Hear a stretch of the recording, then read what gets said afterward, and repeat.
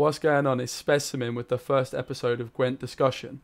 This is a series where I'm going to talk to you about my feelings on the game, particularly in the deck building section, and where I feel like it can improve.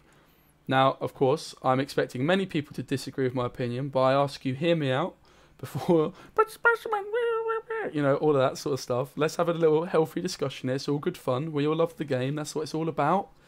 So this episode is, I think, the most important, and it's about 4 provision bronze cards, right?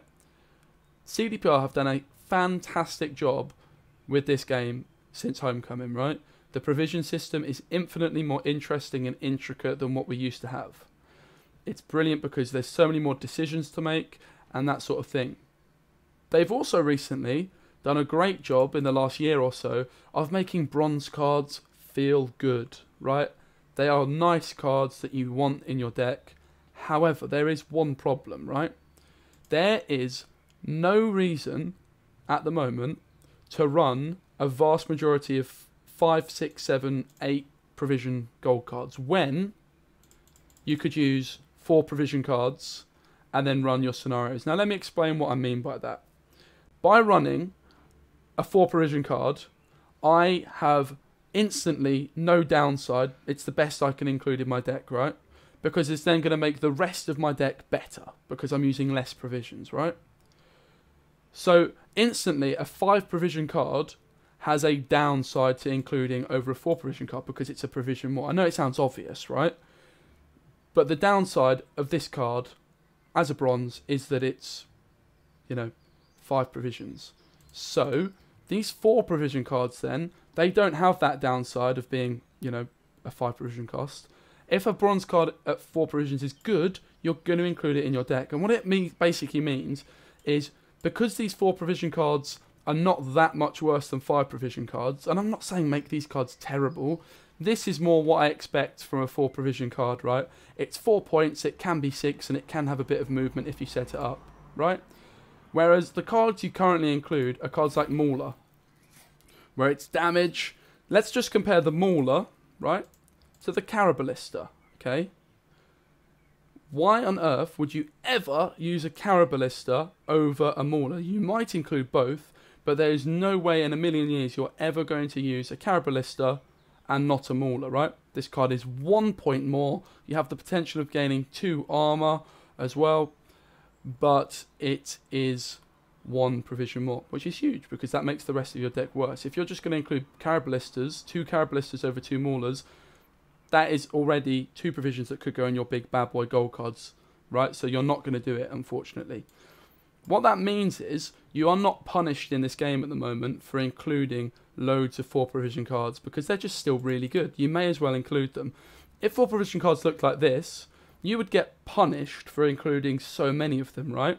Whereas at the moment, you're punished for not including loads of 4 provision bronze cards. Now, Northern Realms has lots of very good bronze cards. There's not any standouts that are in any deck that are like really overpowered. Other factions have particularly overpowered bronze cards.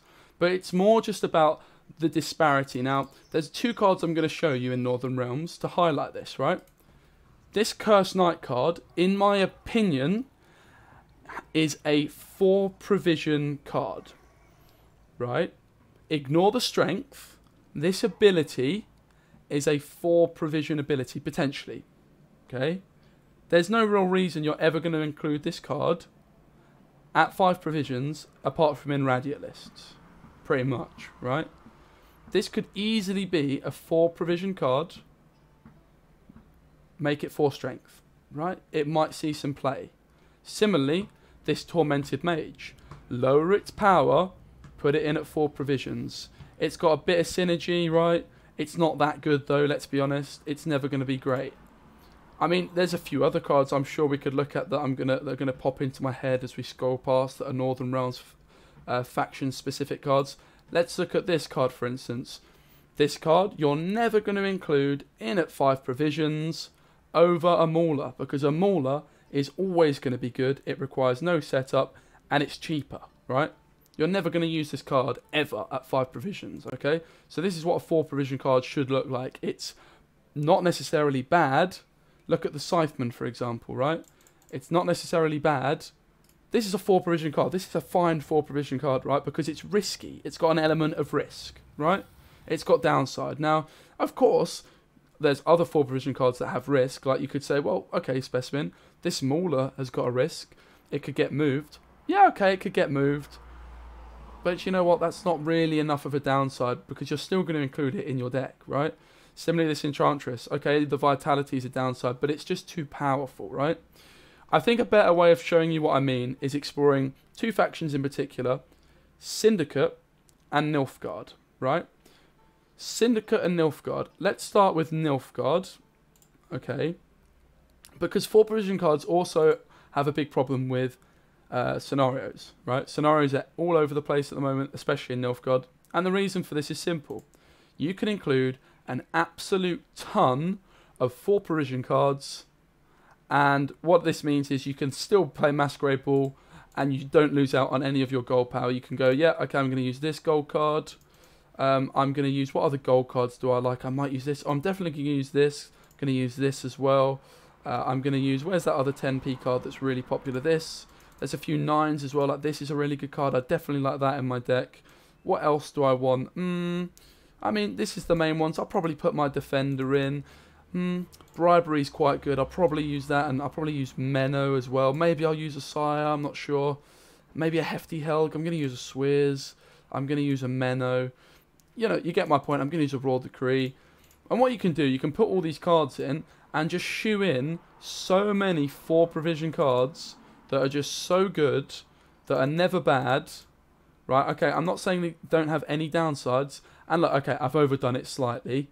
I've got 4 slots left and I've got 13 provisions. So what? Maybe I'm going to ditch my Bribery, my Menno, my Raw Decree, for example. And I'm going to put, I think that's my 4 provision cards done. I'm going to put a couple of 5s in. I'm going to put maybe in a Simulate, a Purifier. I'm going to put in these, and these are pretty good as well. So I'll put in these. So I might even put in another 4 here, and then I can just put in another gold card, right?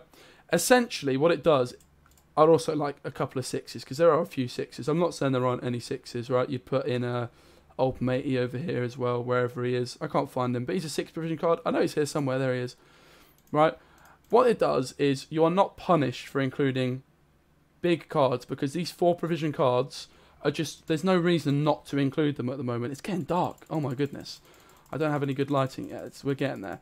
So let me just highlight these particular 4 provision cards. Fangs and Mauler and Hunter, sorry. You're always using these cards right now. I'm sure we can all agree this card's overpowered and overtuned. Fine. But even if you make this 3 power and, you know, whatever, it doesn't fix the problem, because this package is, if you're running Masquerade Ball, you're always running Fangs, right? Because you're getting Poison and you're getting Thirsty Dame. So this card is a lock at 4 provisions. What? First of all, not only is it a lock at 4 provisions, you're always going to use that, right? Surely. I know I would.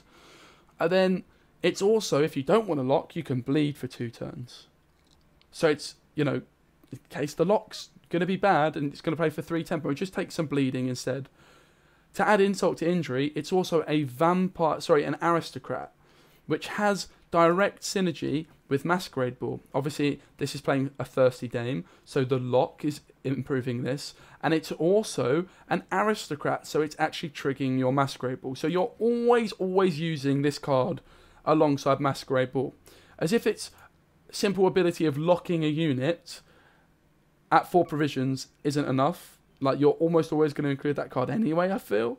You've also got an option to bleed, and it also has direct synergy with this Masquerade Ball. Similarly, Fangs, of course, has incredible synergy. So you're always using these 2 bronze cards with this. Let me tell you now, the average provision cost of these 5 cards is 6 provisions. That's why Masquerade Ball is everywhere, right? 6 provisions, okay? I'm pretty sure I've done the maths right. You've got 16 provisions here. You've got 14 provisions here. 30 provisions through 5 cards. 30 divided by 5 is 6. 6 average provisions in this package. Basically, 4 provision bronze cards, particularly these 2, are way too good. These are the biggest offenders of it, right? But that's not the only problem. Let me show you what a 4 provision card should look like, because Nilfgaard's got two of the best examples. This is a 4 provision bronze card. Interesting, still decent to put in your deck if, you know, the other choices weren't as good at 4 provisions, because a 4 provision card is inherently one of the best cards in the game because it makes the rest of your deck better. So the downside is that it's not, you know, it's not going to be a great card in some ways. It can still be good, but it needs to be risky. This card can be countered, it's low tempo, right? This card has high tempo, big power ceiling, and there's no reason to never include it in your deck. It has scenario synergy, etc. This is obviously a massive offender, but this is also other cards, like the Northern Realms one I gave you, there's no reason not to include them, right? Because you're not punished for including them in your deck if you've got loads. Whereas if you had a whole deck of 4 provision cards like an Infiltrator and a whole deck full of 4 provision cards like an Arbalest, you know, that's not going to work. So that's what 4 provision cards need to be.